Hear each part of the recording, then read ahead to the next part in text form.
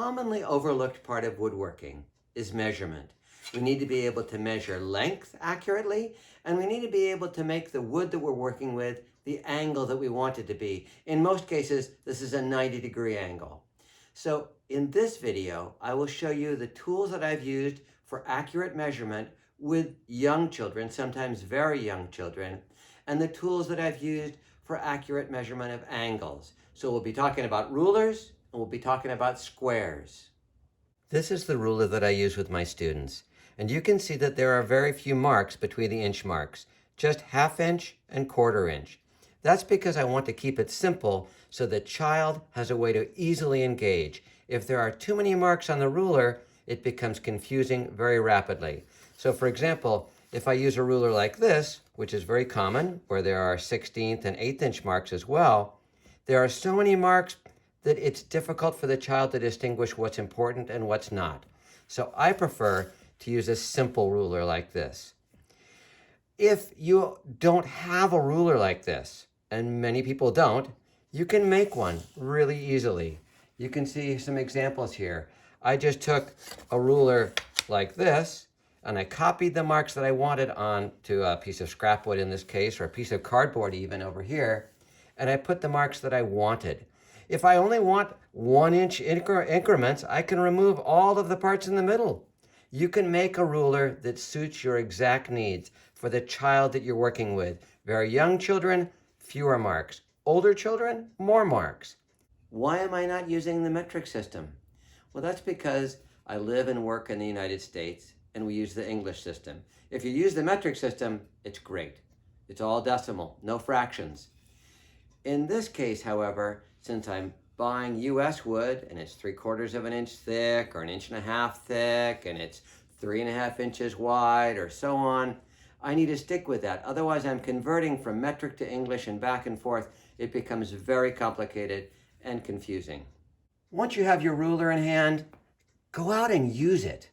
I suggest measuring all kinds of things. When my students are making projects in my classes, we measure everything before we make it. Oh, we're going to make a sanding block? Well, here's a sanding block that we can use as a model. Let's measure how long it is. I have them use their fingertip to match up the end of the ruler. And I have a phrase that they all know by heart, your fingers never lie. We can use that sensitive skin on the end of the finger to match up the ruler, and then we can measure exactly how long it needs to be. And here you see the beauty of having very few marks on the ruler. There's very little confusion about how long this sanding block is. There's the 4, there's the 5. Oh, there's only one mark anywhere close to it. That's 4.5. We know it's 4.5 inches long. Should you need to measure something longer than a ruler, I would advise a yardstick if at all possible. Yardsticks are great. You can use them as straight edges, and they're easily managed by a child working independently. If you find yourself in need of using a tape measure, or there's one handy, all I wish to do is caution you, be careful of the retraction on the tape measure. It can be quite startling and sometimes dangerous. So make sure that you engage the button that stops it from retracting. Now let's measure a piece of wood.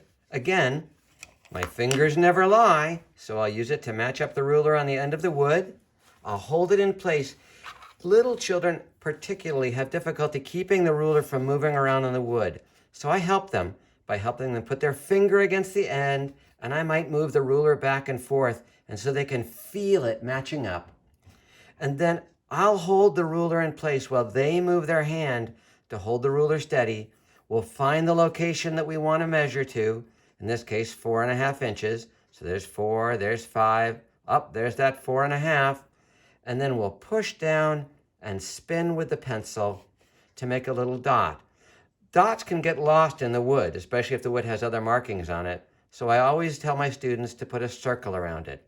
So match the ruler up with your finger because your fingers never lie. Make the dot, put a circle around it. Let's talk about squares now. These are the tools that you use when you want a precise angle on your wood. In most cases, it's a 90-degree angle or a 45-degree angle, and that's what these tools are designed to measure. The square that I use with my students is this one right here, the Stanley square. These other ones would work equally well. Managing the tri-square, the wood, and the pencil can seem impossibly daunting when children are first learning it, especially young children. But believe me, they can learn to use these tools independently. One of the tricks is finding a place for small hands to gain purchase. On this square, I can use this corner. I ask my students to curl their fingers like a cat and push the tips into that corner. Then they notice the metal is pointing up. We push down on the metal. Now I'll help them hold the wood while they slide the tri-square over so that dot shows right at the edge, like the sun coming up in the morning. So they're pulling with their fingers, pushing with their thumb. Once they have the tri-square in position, I take my hand away. I might at most hold the wood so they can really pull against it without the wood moving. That way they get a feel for the tool. Over time, they will be able to use this tool independently, but they have to hold it on their own to get that feel.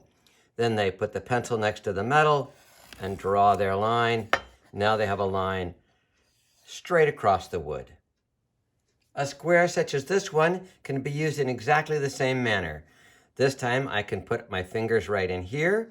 I still need to push on the metal, help the child slide it over, then have them hold it on their own and draw the line on their own. If the child you're working with is left-handed, the square should work equally well. Just use the right hand to hold the square and draw the line with the left hand.